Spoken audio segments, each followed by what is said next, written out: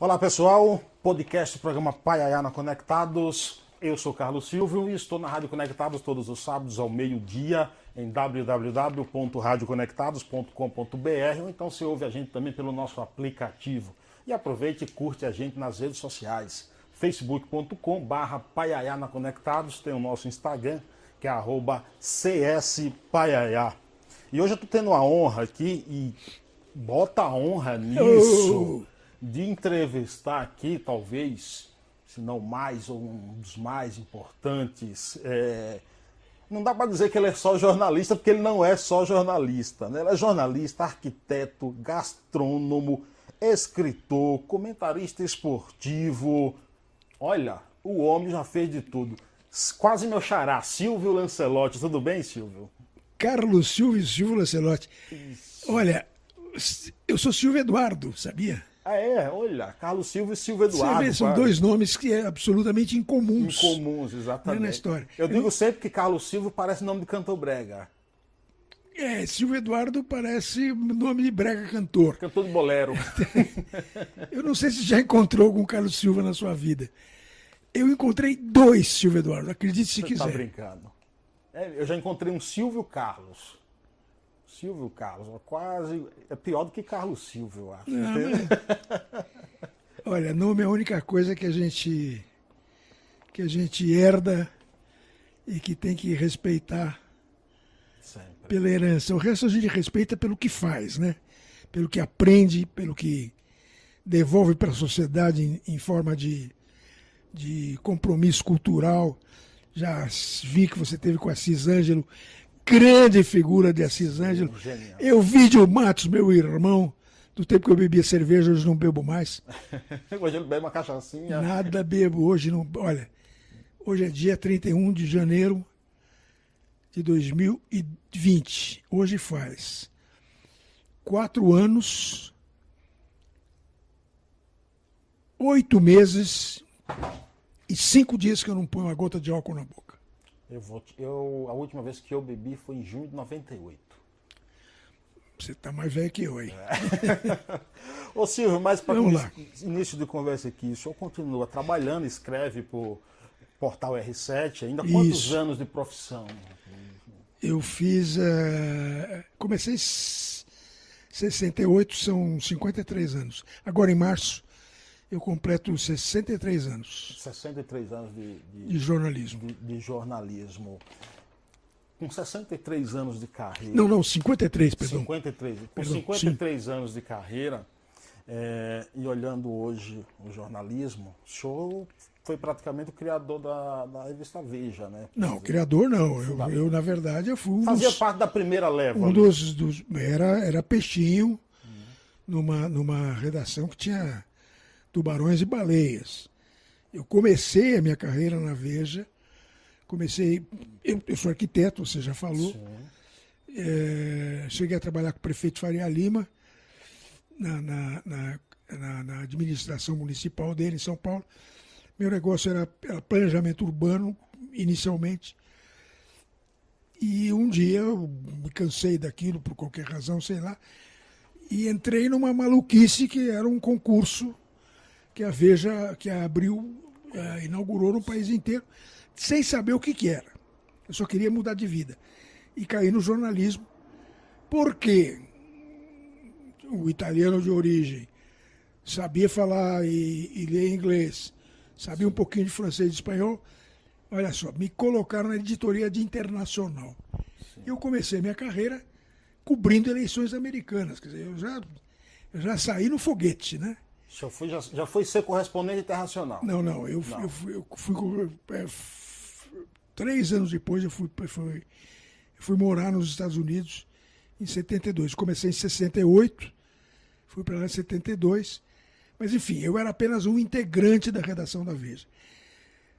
Quando, porém, uma batelada de gente saiu da Veja junto com o nosso grande comandante Mino Carta, e o Mino decidiu abrir uma nova revista, que foi a Isto É, aí sim eu sou integrante da primeira brigada de criação da Isto É. Talvez. Como é que o senhor está vendo o jornalismo hoje? Olha, eu vejo o jornalismo hoje com muita preocupação, como eu vejo o país com muita preocupação. Eu não sou um fanático do apocalipse. Eu acho que vamos sobreviver a todas essas insanidades, né? As pessoas me dizem até que estamos numa polarização política. Eu não acredito nisso. Você não acha isso? Não. Eu acho que nós estamos num hospício em que abriram as porteiras. Fala até que a gente está em um terceiro turno. Não. Eu acho que abriram o hospício mesmo. E deixaram um bando de loucos saírem por aí. Eles, infelizmente, são as pessoas que estão no poder. E, obviamente, isso não é uma coisa que perdure, porque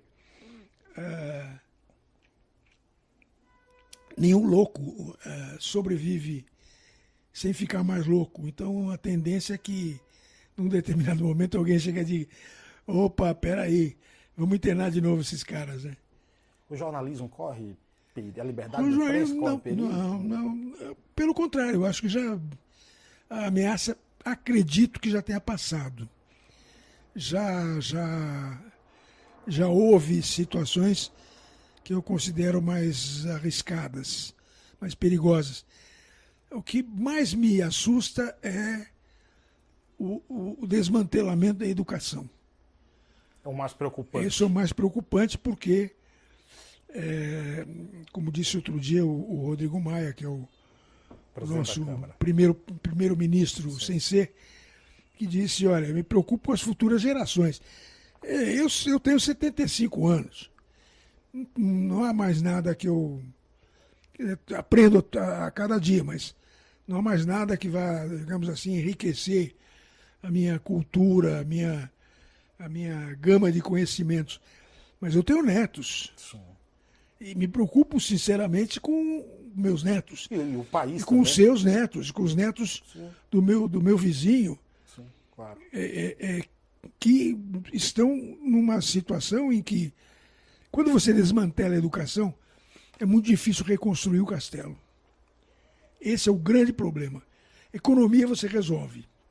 Educação é alicerce. Educação e saúde são os alicerces. Saúde, felizmente, não tem nenhum louco lá ainda. Mas educação é patético, né? O tempo que o senhor morou nos Estados Unidos, eu gostaria que o senhor contasse um pouco da história que o senhor foi almoçar ou jantar, me corrija, por favor, com o Ronald Reagan. Ronald Reagan. Ronald Reagan, que era governador da Califórnia, um grande canastrão como ator, Sim. mas uma figura charmosíssima, sujeito de uma simpatia contagiante. E fui com um grupo, fazia parte do curso que eu realizava na Universidade de Stanford, de repente fazer uma entrevista com uma alta autoridade, que estava perto ali. Sim, claro. Stanford fica em São Francisco. Fomos a Sacramento entrevistar o Reagan. E por um acidente curioso, acabei sentando do lado dele, na grande mesa. Tinha mais 8, 10 pessoas. E ele se interessou por ver que havia um brasileiro ali. Quer dizer, um não americano, né? Mais do que um brasileiro, que conhecia a carreira dele como cineasta. Eu conhecia porque, pô, vamos entrevistar o Reagan. Eu já conhecia de filmes, já tinha visto filmes com ele. Fui na biblioteca da universidade e tirei a ficha do cara, que os meus colegas americanos não fizeram. E ele ficou impressionado com isso. Me deu uma atenção particular nesse papo. Quando terminou o papo, ele disse que ia almoçar. Isso é lógico. Como não? Todo mundo ia almoçar por lá, porque eram uns 100 quilômetros de distância. Nós somos um ônibus, né, fretado pela universidade. E eu me surpreendi de ver que ele foi andando pelo Capitólio, palácio, né, do governo da Califórnia, em Sacramento. Foi andando, cumprimentando as pessoas, olhando, voltando, e de repente saímos para a rua. E aí pegamos uma calçada e atravessamos uma faixa de pedestres, e eu estou numa hamburgueria, num balcão, do lado do governador da Califórnia. E era lá que ela almoçava, né? E o que mais me impressionou foi que ele não tinha segurança nenhuma. E eu até perguntei a ele, mas o senhor não tem medo? Ele falou, meu filho, o cara que quiser me dar um tiro, quiser me dar uma facada, me atropelar, ele vai fazer isso porque ele vai fazer porque para ele não importa se ele morreu ou não. E de fato, acontece. 10 anos depois ele estava em Chicago, saindo de um hotel, já com o presidente, e um cara maluco saiu do nada e deu vários tiros ali, o cara acabou morrendo. Mas um dos principais assessores do Reagan na época, esqueci o nome, foi o cara que botou o corpo na frente, né? E ficou, tentar impedir. Né? E impediu. O Reagan levou ainda tiros, mas o cara tomou um na espinha e ficou paraplégico. São coisas. Foi uma pergunta quase que premonitória. Mas isso é absolutamente natural, né? Sim. Claro que hoje a segurança é muito maior, mas eu vi outro dia o filme daquele episódio que aconteceu, acho que 2006, 2007, na Noruega. Um maluco que sai dando tiro num acampamento de estudante. Quer dizer, eu conhecia a história, já tinha lido a história. Na época, ainda era um jornalista atuante no dia a dia, um jornalista de rua. E quando eu vi esse filme na televisão, eu fiquei embasbacado. Porque o cara levou 2, 3 horas dando tiro e a polícia norueguesa, que obviamente deve ser mais eficiente do que a nossa, não conseguiu achar o cara, né?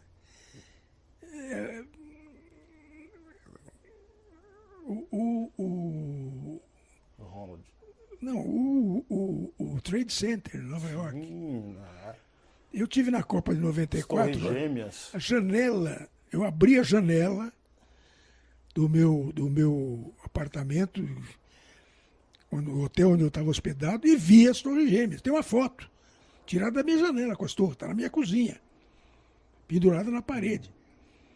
Eu me lembro que eu estava aqui no dia, tenho 2 filhas no segundo casamento menores, que estavam vendo televisão, qualquer coisa, antes de irem para a escola, e uma delas, que hoje está com 27 anos, morando na Alemanha, chegou e disse, sim, pai, sabe aquelas torres de Nova York?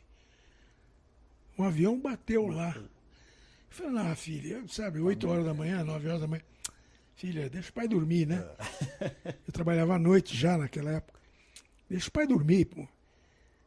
Você está vendo um filme desses disasters, né? Movies. Ela falou, tá bom, foi e voltou. Aí passa 5 minutos. Pai, agora um avião bateu na outra torre. Falei, na hora, né? Falei, puta merda, atentado, né? Ou seja, o cara quer fazer, não tem quem segure. Você sabe que tem uma história, não lembro se é da Rádio Bandeirantes, não lembro que rádio é agora, mas eles criaram um programa para dar só notícia boa. Sim. Aquele tanta coisa ruim. Não, no R7 nós temos uma... Tem, né? No R7 tem duas... O R7 é onde eu trabalho, né? O portal da Record. O R7 tem 2 coisas que eu acho fantásticas, além do trabalho normal. Uma delas é boas notícias. Sempre tem uma aba na home para dar 4, 5 boas notícias. E tem uma outra que é a preocupação com os animais. Também, sim, importante. Você vê, eu tenho gatos, né, que estão passeando aqui enquanto a gente bate papo. Mas eu criei pastores e tal. Sim. Acredite se quiser, eu costumo dizer que eu sou aleijadinho, né? Eu não tenho constrangimento de dizer que eu manco, uso bengala para andar, consequência de um acidente. E um dia desse eu estava num táxi, indo para não sei onde, e vi um cara batendo num cachorro na rua. Terrível, né? Abri a porta, para o taxista, para. Desci de bengala e tudo, fui bater de bengala no cara. O cara olhou, assim, pô, um velho de bengala batendo em mim. E não teve jeito, porque aí começou a chegar gente também. Mas eu falava assim, um velho de bengala verdade, te batendo, um idiota batendo num cachorro. Verdade, ele estava batendo uma gatinha. Uma gatinha. Que ele, inclusive, aleijou a gatinha. Eu ainda peguei a gatinha, levei a gatinha numa veterinária amiga minha. A gatinha sobreviveu, mas a gatinha hoje se arrasta, porque um canalha Sim. Espancou do nada, né? Quer dizer, o senhor foi acidente de carro? Foi um acidente de carro. Mas não, já passou. Isso é uma daquelas coisas que acontecem uma vez na vida e outra na morte. E eu já ressuscitei. Tá de bem com a vida? Tô, não. Sempre de bem com a vida. Você falou da Copa de 94, aí cobriu quantas Copas do Mundo? 70, 74, 78, 82, 86 cobri a distância, porque eu fiquei aqui. 90, 94, 98 a distância. 2002 já na ESPN. Aqui também fazia off-tube. 2002, 2006, 2010 na ESPN. Aí 14 aqui no Brasil, cobri a distância pelo R7. De todas essas... Rússia também, também a distância pelo R7. Vou fazer uma pergunta aqui, focada na seleção brasileira, por exemplo. Qual foi a derrota da seleção brasileira que ouviu, ficou mais surpreso assim de acontecer? Olha, tem duas derrotas que marcam para mim, profissionalmente e emocionalmente. Uma, Espanha 82. Seleção de Tele. Porque eu acompanhava a seleção do Tele desde um jogo contra a Irlanda, em Uberlândia, que a seleção do Tele ganhou de 7-1. E o gol da Irlanda foi de pênalti, marcado pelo Brady, que era um jogador até da Juventus de Turim, meu time na Itália. E eu cobrindo a Itália. Então, né, eu com sangue italiano, aquele dia eu aprendi que torcer é inútil. Porque eu sofri muito com a derrota do Brasil e, ao mesmo tempo, fiquei aliviado pelo fato de ser a Itália que ganhou bem. A Itália acabou campeã. Eu tenho até hoje uma bandeira italiana que eu peguei no voo da Itália, da Espanha para Roma. Eu consegui viajar no voo da delegação. Tem uma bandeira com autógrafos. Jogadores. Né? Não, tem autógrafo até do Sandro Pertini, que era o presidente da Itália, aquele famoso. Sim. Tem aquela famosa cena dele do lado do lado do rei da Espanha, quebrando todos os protocolos e vibrando com a vitória da Itália na final. E aquilo me deixou muito triste porque foi a primeira Copa que o meu filho mais velho viu. E a outra? A outra foi o 7-1.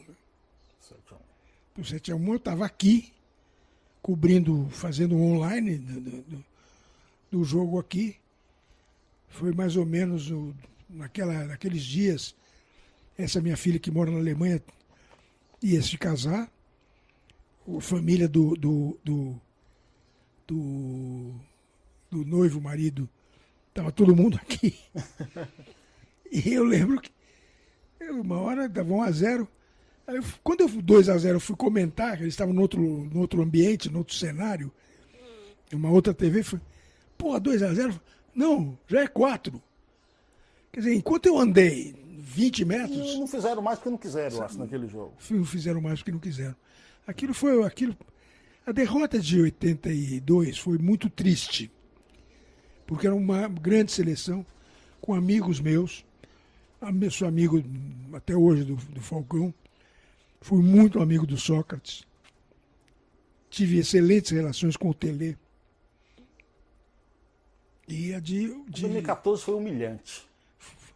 Foi humilhante, foi uma coisa Assim, aquilo foi patético, aquele jogo é inacreditável.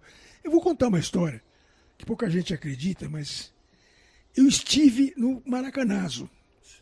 Eu tinha 6 anos de idade. Meus pais resolveram ir ao Rio para ver a Copa, tínhamos parentes no Rio. Eu me recordo, por exemplo, de ter ido ao Pacaembu com meu pai ver Brasil-Suíça 2-2. Me lembro até hoje do time da Suíça de vermelho, o Brasil jogava de branco na época, não tinha um amarelo. Me lembro sentado na geral do Pacaembu, que era cimento, hoje não é mais. Me lembro que o jogo terminou empatado. E meu pai triste, mas... Enfim, eu não sabia direito o que estava acontecendo, mas ele me levou. Sim. E fomos ver a final, minha mãe, meu pai e eu. Meu pai de paletó e gravata, minha mãe de tailleur, né? Aquela coisa que na época se usava. Chique, né? Eu não me recordo do jogo, mas tem uma cena que eu não me esqueço, que é a seleção do Uruguai dando a tal da volta olímpica com a bandeira, passando à nossa frente, meu pai chorando e minha mãe de pé batendo palmas. E eu falei, mãe, meu pai está chorando e você está batendo palma para os caras que ganharam do Brasil? Minha mãe falou, eu sou uma esportista. Aprenda isso. Minha mãe, embora fosse formada em letras, professora universitária, minha mãe tinha jogado basquete. E meu pai tinha sido um grande atleta. Meu pai foi corredor de 400 metros com barreiras e era o grande rival do Silvio de Magalhães Padilha. O Padilha sempre ganhou do meu pai. Meu pai era o segundo do Padilha. E então eu aprendi com aquela derrota a importância do aplauso ao vencedor. E aprendi também a não destruir o perdedor. Sim. Afinal de contas, um vai ter que ganhar. Mas aquele 7-1 em Minas, aquilo foi inacreditável, porque imagina, eu tinha que escrever sobre aquele jogo. E numa Copa do Mundo. Né? Não, e aqui. Eu lembro que eu escrevi meu texto naquele dia, meu comentário, tinha 4 linhas. Travou. Não. Eu disse, estou optando por apenas dizer que jamais imaginei na minha carreira, eu estou repetindo o que eu sei decor, jamais imaginei na minha carreira, que tem 45 anos de profissão, assistir um episódio tão vexaminoso como esse do Brasil em Belo Horizonte. E outra, num futebol tão evoluído, tão igualitário, né, como se fala, né?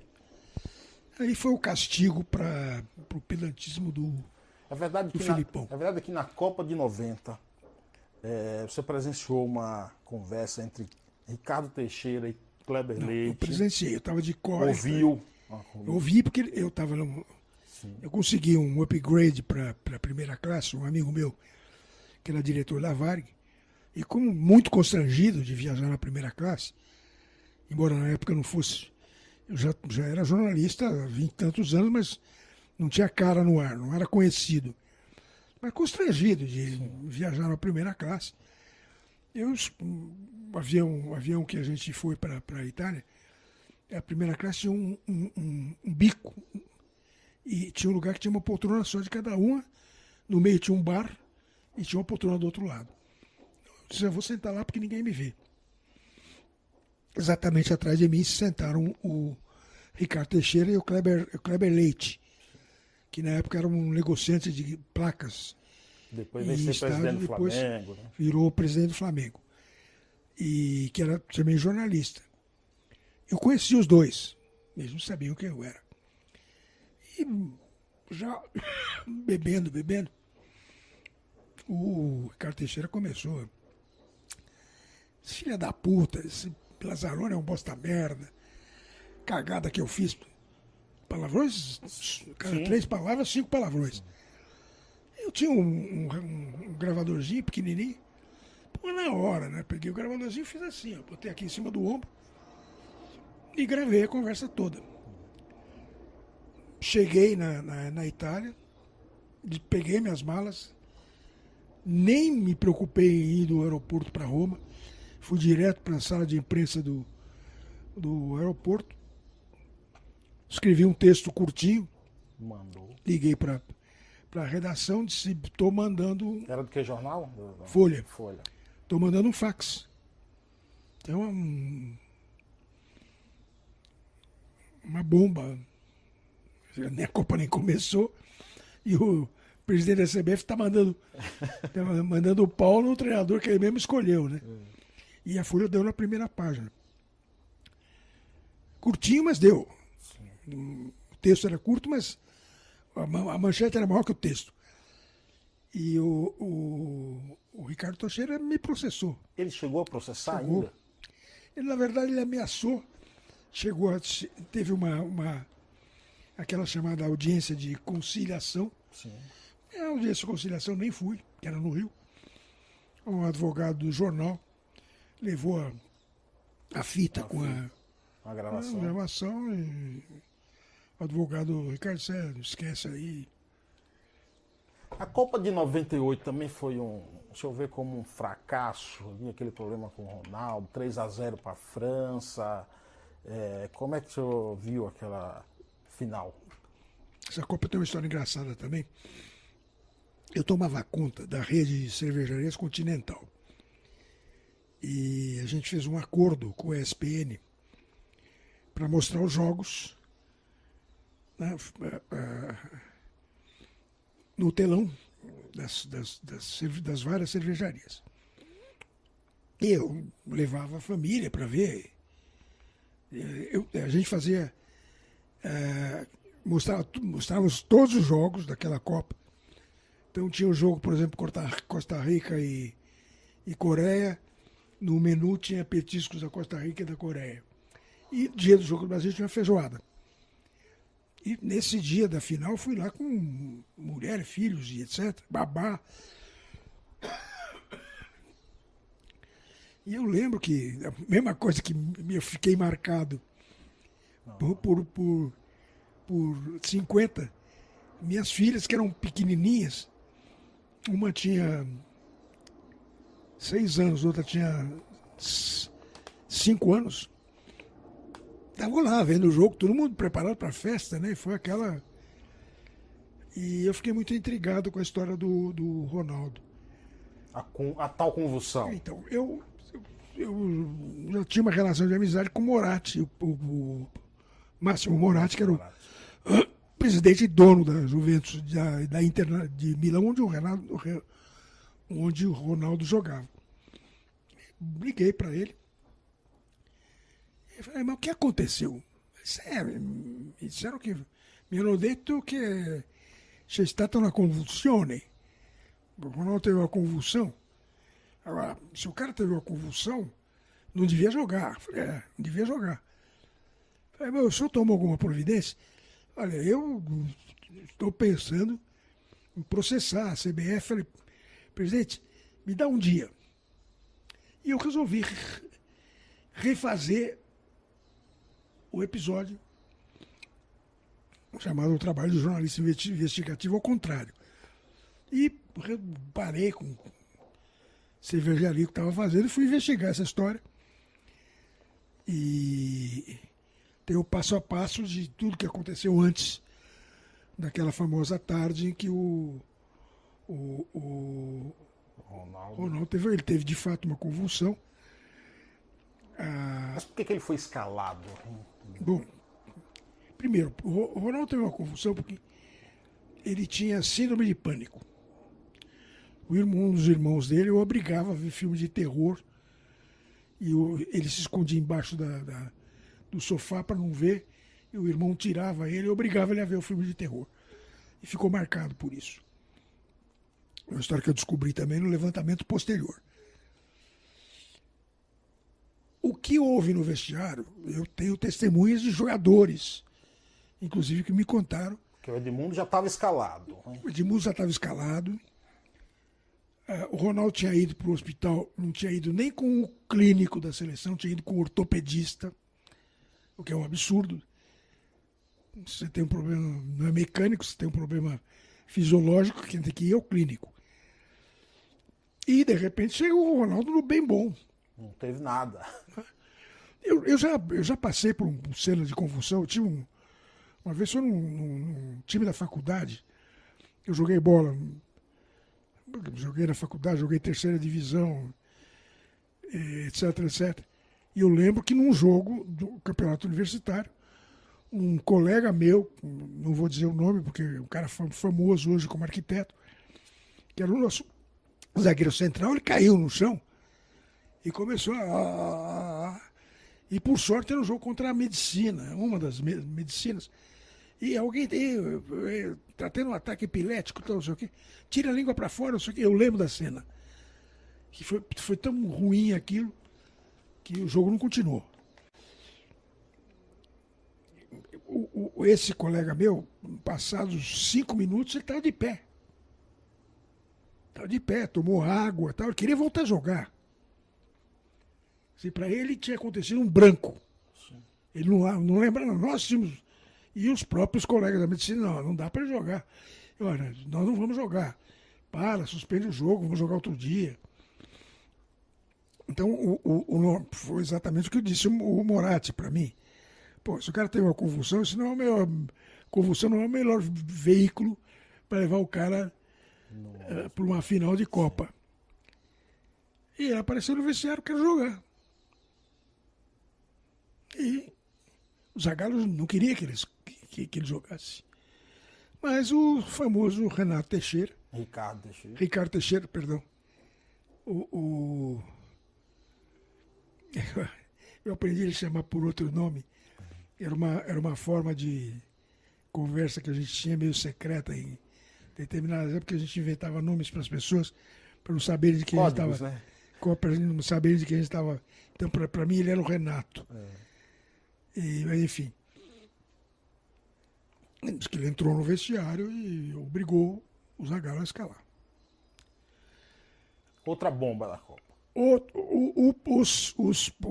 Investiguei com os patrocinadores que me juraram que não sequer pensaram em sugerir que era importante para o Ronaldo ter atuado.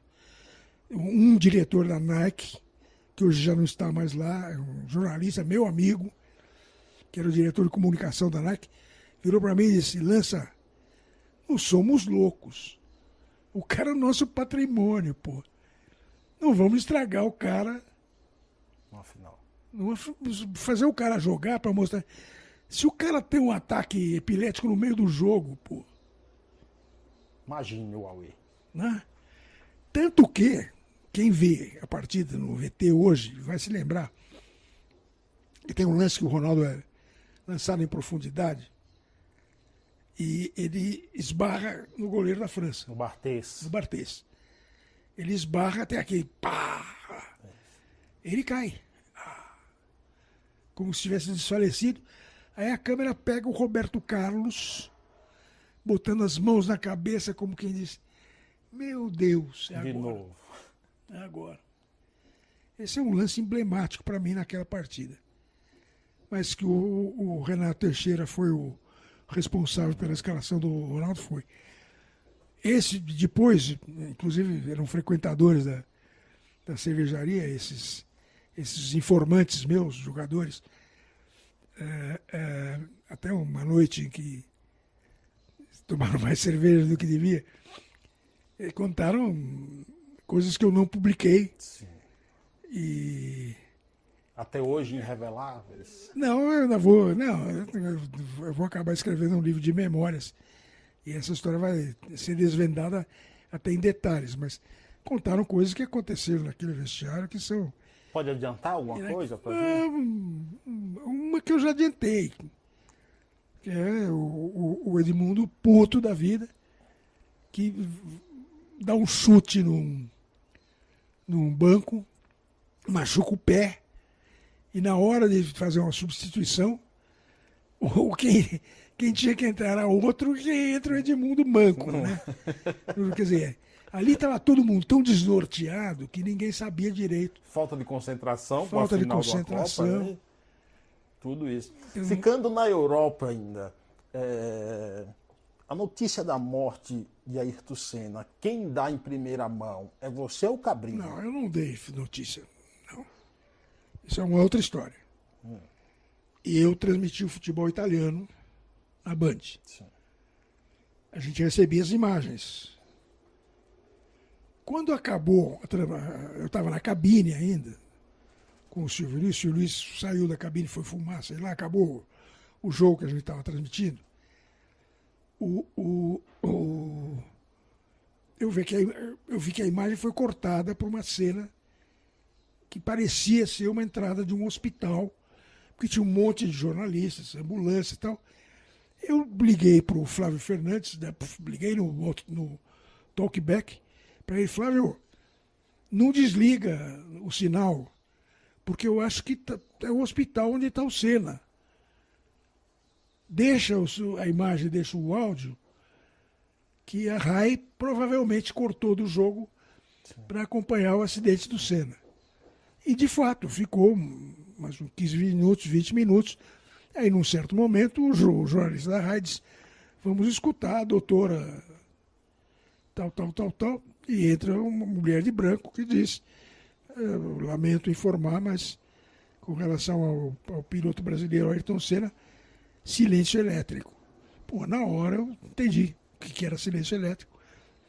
Subi correndo para o estúdio onde estava o Elias Júnior.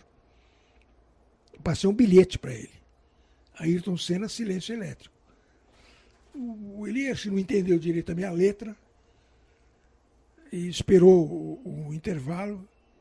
Quando teve intervalo, eu disse: o que foi? Disse: mulher, médica, RAI, etc. Ayrton, silêncio elétrico, significa que o cérebro dele não funciona mais. Isso foi certamente uns 40 minutos antes do Cabrini entrar no ar E dar a notícia. e dar notícia. Agora, é aquela história. Eu não me orgulho de ter ficado mais tempo no estúdio. Aquilo foi um absoluto acidente. E não era necessariamente fã do Ayrton Senna. Eu sempre fui Piquet. Mas acompanhava a Fórmula 1 a fundo? Claro que acompanhava. Né? Inclusive, nós tínhamos um grupo que tinha um bolo de Fórmula 1. Então, eu acompanhava a Fórmula 1 mais até pelo resultado, pelo bolo, né? Para ver quem... Uma vez eu ganhei o bolo. Era um bolo do ano inteiro, ia somando pontos. Mas em termos de esporte, você tem uma ligação muito forte com o futebol italiano. E era difícil de eu ver a corrida, porque eu trabalhava na hora da corrida, né? Então, sim. mas nesse dia, por coincidência, porque a corrida era na Itália, eu acabei vendo a corrida, uma parte da corrida, e vi o acidente. Né? Porque estava todo mundo De olho ali? de olho na própria emissora. Eu sei que quando me bateu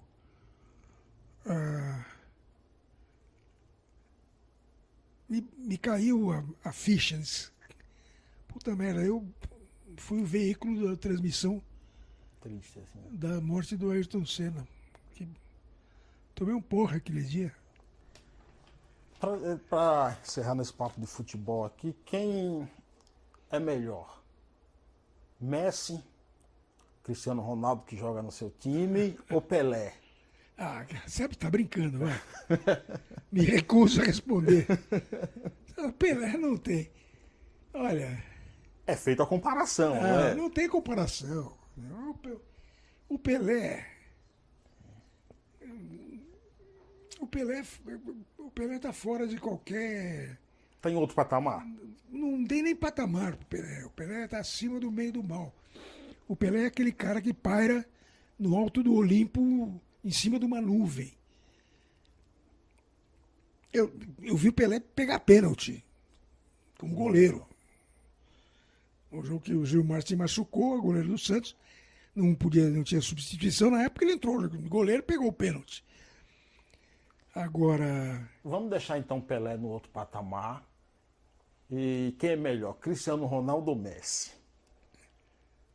Não é porque joga no meu time, mas eu gosto mais Se eu tivesse que escolher um para jogar no meu time, eu escolheria o Cristiano.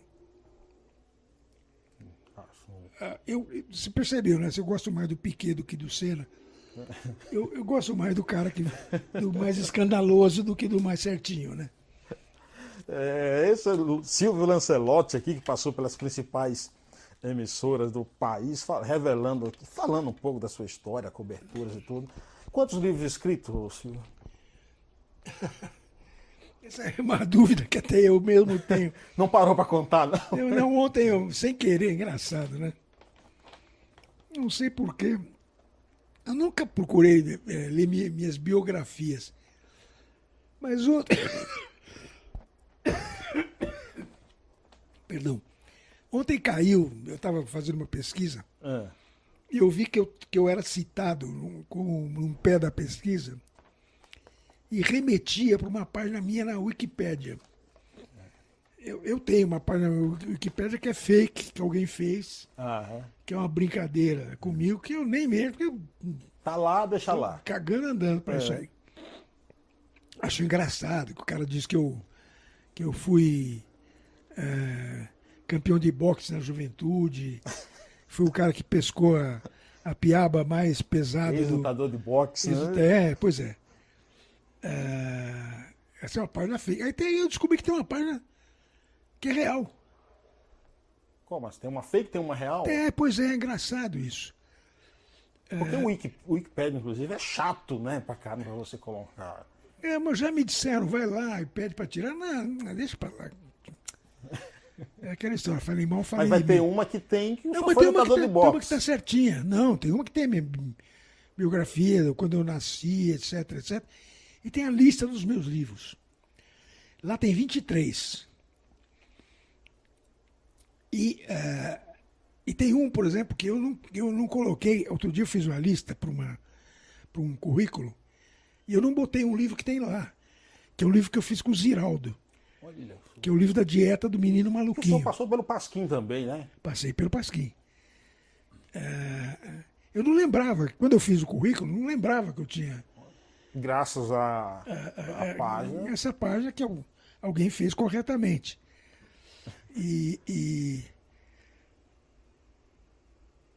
Agora, lá tem 23, mas não tem o primeiro, que é o livro que eu fiz em 82 sobre a história da Copa do Mundo.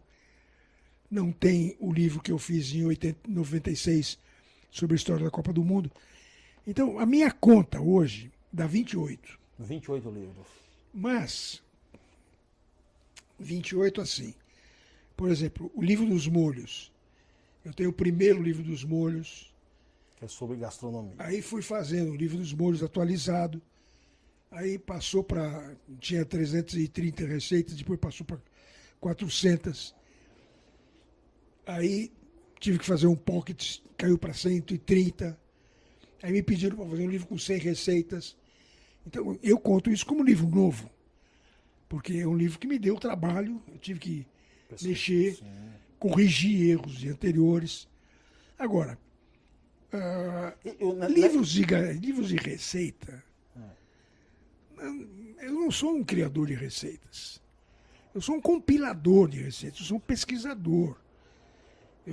Claro, tenho as minhas receitas, mas o livro dos molhos de 340 receitas tinha 6 receitas minhas, que também são minhas, mas enfim, são receitas que saíram de algum lugar, que eu adaptei, melhorei. Não diria que são inéditas. Assim. Não, na gastronomia não. Depois cada um vai fazer do seu jeito. Sim. Ninguém segue, a não ser doce. O passeria, que você tem que pesar tudo direitinho. A receita é uma questão de sensibilidade.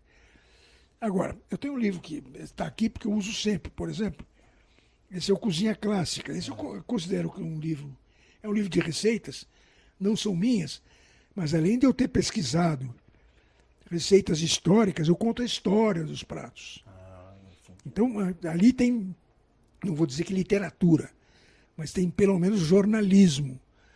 Agora, quando você fala em livros, eu tinha um grande mestre chamado Ulisses Alves de Souza, foi o meu primeiro professor na Veja, uma história que obviamente marca a minha vida, A primeira matéria que eu fiz, que eu levei para ele, era uma tentativa literária de fazer uma matéria. Você imagina, não era nem jornalista, era um bostinha. Aí levei para ele, ele olhou para mim e disse, você quer uma composição infantil? Ele me destruiu. Só que não me cortou. Era um curso, começaram 400 pessoas, foram cortando e sobraram umas 60, 70 que ficaram na primeira redação da Veja. Anos mais tarde, o Ulisses virou para mim e disse, ele me deu ele guardou. Disse, eu guardei isso aqui, porque eu sabia que você ia entrar para a história. A tua primeira matéria, que eu chamei de composição infantil, era uma puta matéria. Estava muito bem escrita.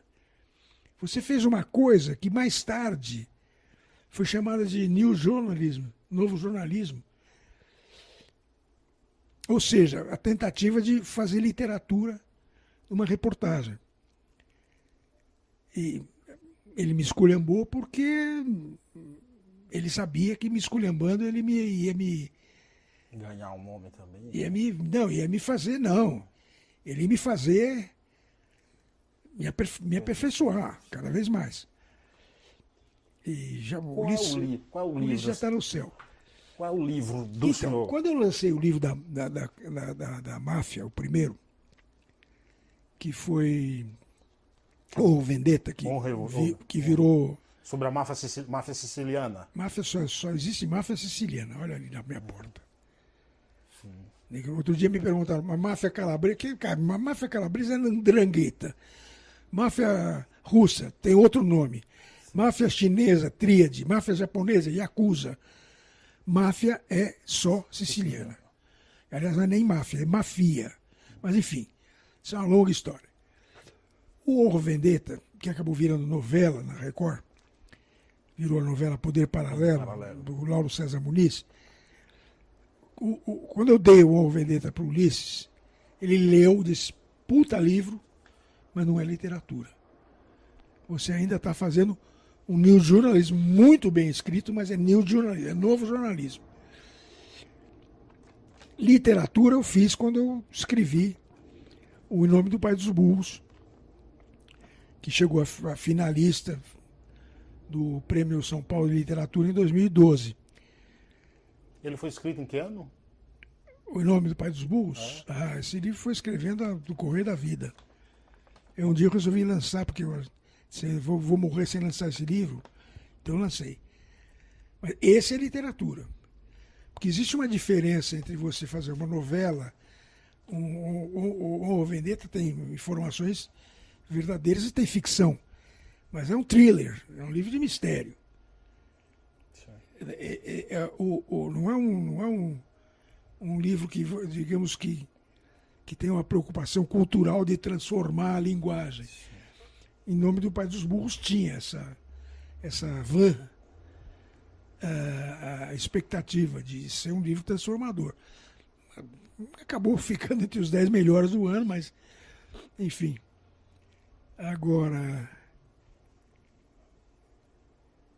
você fala de 28, na verdade, são tão diferentes, né, os ramos que eu acabei seguindo. Gastronomia. Tem livros de gastronomia, tem livros de. Já aconteceu de o senhor escrever livros de gastronomia e outro com outro tema ao mesmo tempo? Assim, não, eu estou sempre escrevendo 3 ou 4 coisas ao mesmo tempo. Estou lendo. Você olha a minha mesa aqui, olha quantos livros eu tenho ali em cima. Eu leio uns 4, 5 livros ao mesmo tempo. Agora, eu acabei de ler O Cartão Vermelho, escrevi sobre ele no R7. Eu li o livro da Thaís Oyama sobre o governo atual, o Tormenta, que é um livraço.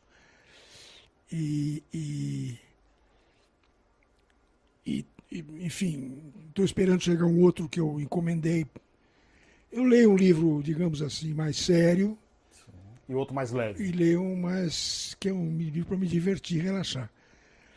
E estou sempre com o computador ligado, com a TV ligada, eu faço 4, 5 coisas ao mesmo tempo. Escreve para a Record quais os dias da semana? Na verdade, eu deveria escrever 20 vezes por mês.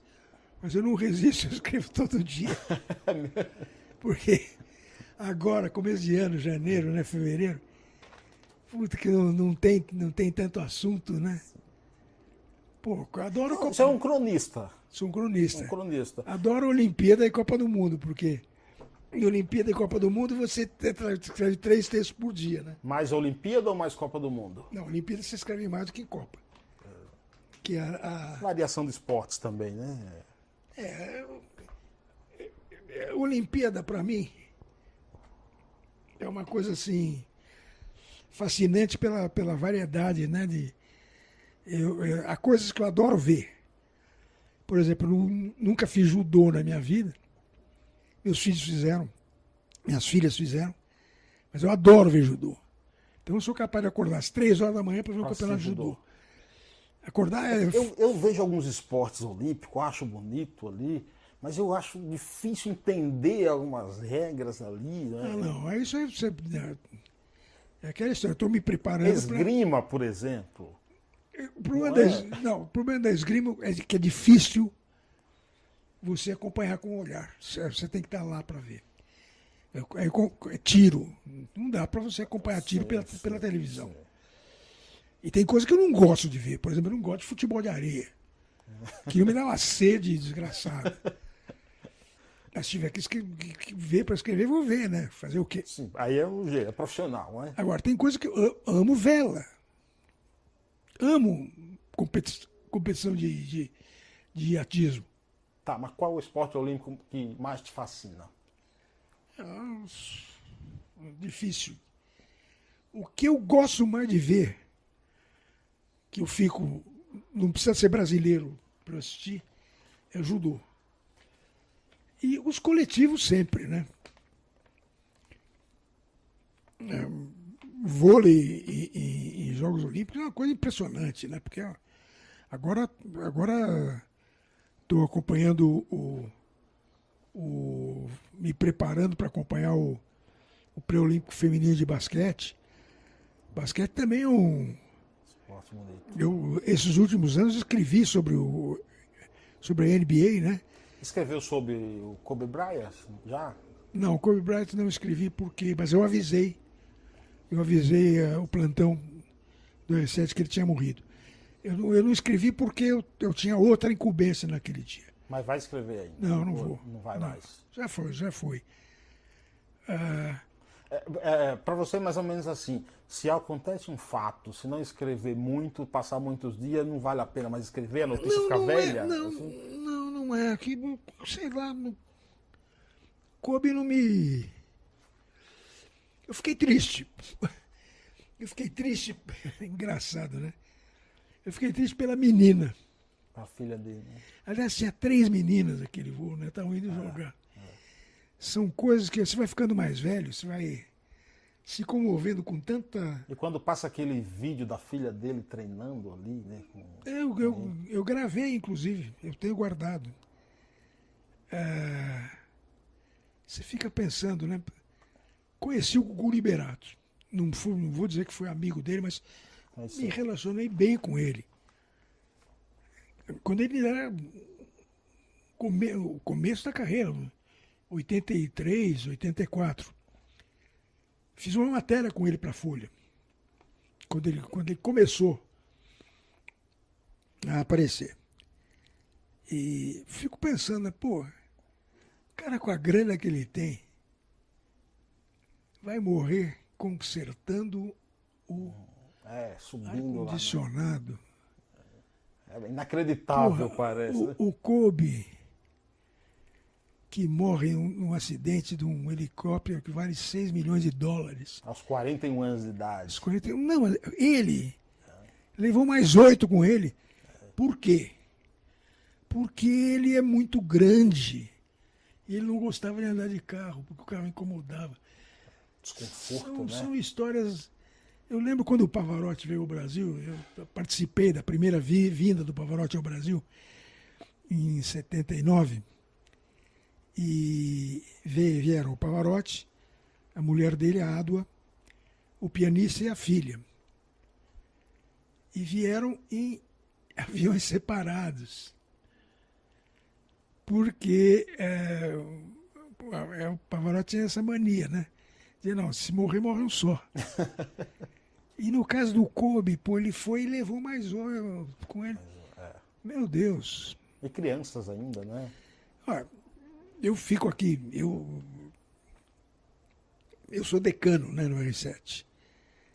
E como eu durmo, eu gosto de trabalhar de noite, eu fico aqui até 5, 6 horas da manhã. Às vezes fico vendo televisão, escrevendo, às vezes fico esperando alguma notícia. Tem uma noite que eu jamais vou me esquecer, que foi a noite do acidente da Chapecoense. Sim, terrível aquilo ali. Eu estava aqui, eu tenho um contato internacional com jornalistas pelo Twitter e pelo WhatsApp. Eu lembro que naquela noite me ligou um cara pelo telefone, me chamou no meu celular, um amigo meu italiano que mora, olha que história, um jornalista italiano que mora em Caracas, morava, hoje não mora mais, me ligou de Caracas para dizer, escuta, você tem alguma informação sobre esse avião do time brasileiro de futebol que caiu na Colômbia? Eu falei, avião brasileiro caiu na Colômbia? Que história é essa, pô? Um time brasileiro que ia jogar na Colômbia. Eu nem lembrava Que a Chapecoense que a Chapecoense ia jogar na Colômbia na Copa Sul-Americana, que não era nem Libertadores. Nem Libertadores. Aí, em 5 minutos, aquilo me veio na cabeça. Eu falei, puta merda, como é que caiu? Estão dizendo aqui que caiu. É a coisa do jornalista, né? Sou arquiteto, mas trabalho com gastronomia, mas a vocação de jornalista ela é permanente. Caceta. Tá. Chamei um amigo meu em Cali, que já estava sabendo do acidente. E ele me disse, eu vou te dar o Twitter da Defesa Civil da Colômbia. E liguei no micro. E fiquei acompanhando as imagens do Twitter da Defesa Civil pelo... Porra, liguei para a Record. Na hora. Na hora. Isso era 1h da manhã. Ninguém sabia de nada. Ninguém. No Brasil sabia... Ninguém sabia de nada. E nessa altura eu fico pensando, puta merda, tem um grande amigo que estava nesse avião, que era o Mário Sérgio. Mário Sérgio. Falei, puta que pariu, o Mário está no avião. Eu vou ficar aqui, de olho. E a Record foi... eu lembro que eu A liguei... Record, o R7 pautou Tudo. tudo. Eu lembro que aí mobilizei, tinha o pessoal do plantão, chamou mais gente para ir para a redação. Num certo momento, inclusive, alguém me disse lá, eu fiquei chefe, porque eram estagiários, né, que ficavam de madrugada. Eu acabei meio que comandando a cobertura à distância. Um cara me ligou e disse, pô, tô com a lista de passageiros. Eu falei, não dá lista de passageiros enquanto não tiver confirmação. Primeiro, a família também primeiro tem que avisar a família. E isso eu lembro de uma história que também me marcou profissionalmente. Começo dos anos 80, tinha um vizinho aqui, um querido amigo, que era casado com uma aeromoça da Varig. Quando caiu um avião da Varig no Ceará. E naquela época eu acordava mais cedo e escutava a Jovem Pan. E a Jovem Pan deu uma lista dos passageiros do avião e eu reconheci o nome da mulher do meu vizinho. Falei, cacete, mas puta merda, como é que eles fazem isso? Na época eu tinha uma coluna na Folha. Eu escrevia 3 vezes por semana na Folha, escrevia sobre o que eu quisesse. Chamava Transa Cultural. O nome que deu foi o saudoso Cláudio Abramo. Escuta, caí de pau na Jovem Pan. Pô, como é que vocês dão uma lista Sem que a família... Não, e sem ter a certeza de que morreram as pessoas. Porque estavam ainda procurando sobreviventes. Sim. É um risco. Não tinham morrido todas as pessoas no avião. Caí de pau na Jovem Pan. No dia seguinte, a Pan começa um editorial contra mim. Depois acabou ficando um grande amigo meu, o Fernando Pacheco Jordão. Fernando Pacheco Jordão, não. Fernando Vieira de Mello. É um ícone do jornalismo radiofônico no país. O Fernando escreveu o editorial e pediu para um grande amigo meu, que era o Joséval Peixoto, ler. O Joséval me ligou na época e disse: pô, eu vou ter que falar mal de você. Eu falei: não, imagina, teu trabalho. O texto não é seu. Você tá lendo, você é locutor. E aquilo criou um mal-estar. Jovem Pan, Silvio Lancelotti, porque aí a Folha me defendeu. E o meu vizinho me defendeu e processou a Pan. Então, você vê só, por causa de uma bobagem. Dá um constrangimento. Como se dá a lista de pessoas fosse um furo de reportagem, dizer quem morreu, acabou criando uma discussão que, passados anos, a Copa de 90 na Itália, o Fernando Vieira de Mello me pediu para escrever boletins para ler. Não, quero você na Jovem Pan. Mas eu estou pela Folha. A Folha pagou minha passagem, minha estada, eu não vou trabalhar para ninguém. Tenho autorização para fazer eventualmente um jogo para a Band, porque também trabalho. Mas a minha prioridade aqui é a Folha, eu não vou. Quando voltei, ele me convidou para ir para a Pan. E aí fomos até almoçar e tal. Ele lembrou dessa história, eu lembrei da história. Mas ficou marcado, né? Nesse dia da Chape, eu falei: não dei lista nenhuma. Sim. Antes de uma confirmação. Porque eu tenho gente querida nesse voo. E quem tem que saber primeiro é a família, né? A família. Aí, uma certa hora, a Mara, mulher do Mário, ligou para perguntar se eu tinha confirmação. Eu menti para ela. Falei: não tenho, Mara. Quando você não receber essa informação oficial, eu não recebi nenhuma informação oficial. Eu sei que o Mário está num voo, eu sei que é sobreviventes, mas eu sabia que ele já... Dia 11 agora vai completar um ano da morte do jornalista Ricardo Boechat, que também morreu. Grande figura. Era amigo, tinha contato com ele? Não, mas eu chego aquela história, você vê no restaurante um colega jornalista, você cumprimenta como ele te cumprimenta. Mas sempre foi um admirador do Boechat. Eu adorava o Boechat na rádio. 7h30 da manhã, né? Das 7h30 não, já era um pouco mais. Porque na época eu ainda ia para a ESPN e sempre pedia para o taxista botar na... E é um cara que faz muita falta, Band. Né? Muita falta, porque era um cara charmoso, bem-humorado, inteligente, culto. E eu adorava as brincadeiras dele com esse meu amigo, o Zé Simão. Zé Simão, Porque era um momento, porque era sempre na hora que eu estava... 8h50 por ali. TV, às vezes até na segunda entrada do Zé Simão, dependia do dia.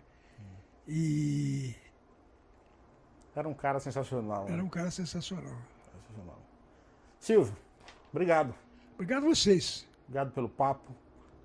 Uma honra enorme entrevistá-lo. Não exagero como dizia meu pai. Esse foi Silvio Lancelotti para o programa Pai Ayá na Conectados. Obrigado a todos.